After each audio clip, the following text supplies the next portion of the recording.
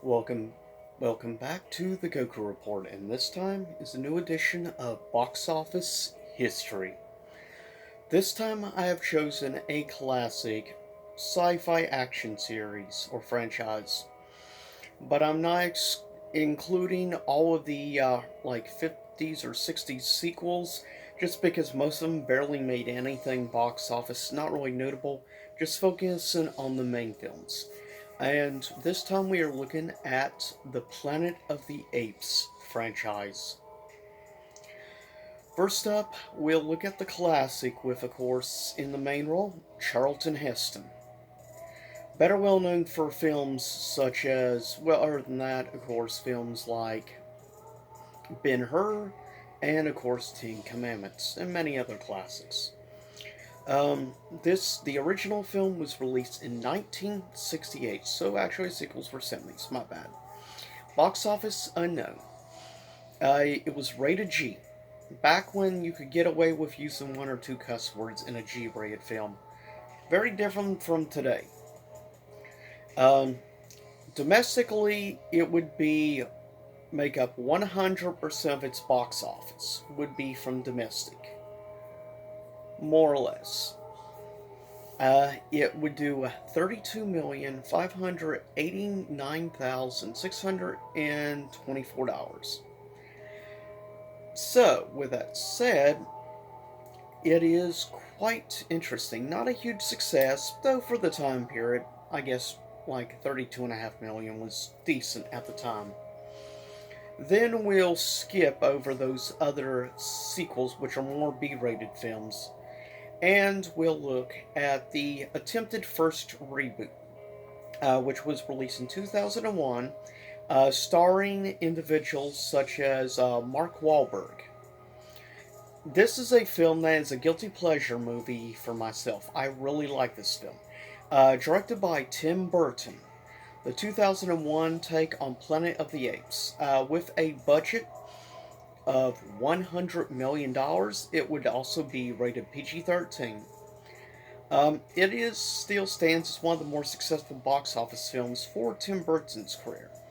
The film would end up doing 49.7% of its box office would be domestic. It would make 180 million, $11,740 domestically. Worldwide, it would do 362,211,740. Now, if you listen to some people bash on the film, they would make you think this film was a box office flop. But it made over $360 million, so it was not a flop.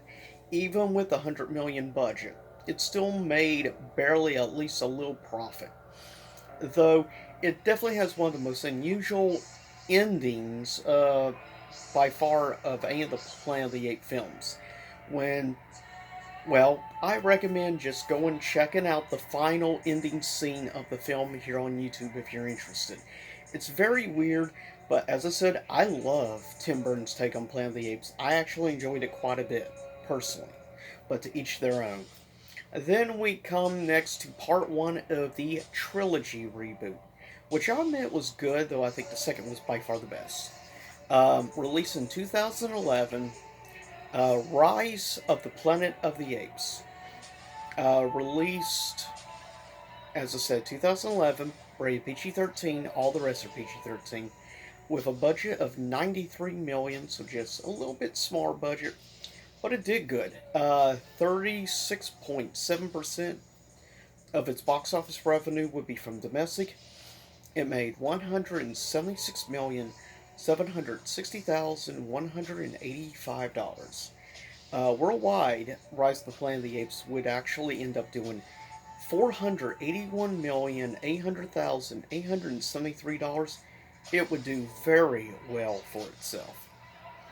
Then we come to my personal favorite, released in 2014, Dawn of the Planet of the Apes. Uh, with a budget of $170 million, quite a jump up.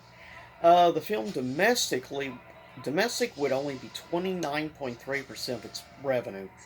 It would do domestically 208 million 590 sorry, 95, yeah, $1,589. Worldwide, Dawn would end up doing 710,644,566. It would end up placing in the top three most successful films of the year it came out at the box office. By far the most successful out of all the films.